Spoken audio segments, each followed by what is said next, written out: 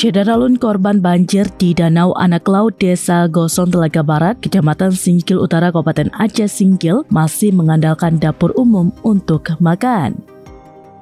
Sebab banjir masih menggenangi dapur rumah warga pada Minggu 30 November 2025. Sayangnya, stok beras di dapur umum darurat yang dibangun di pinggir jalan menipis. Warga di sana juga sama dengan penduduk Kecamatan Singkil terisolasi lantaran jalan putus di 2 titik persis di perbatasan masuk Anak Laut dari arah Singkil Utara.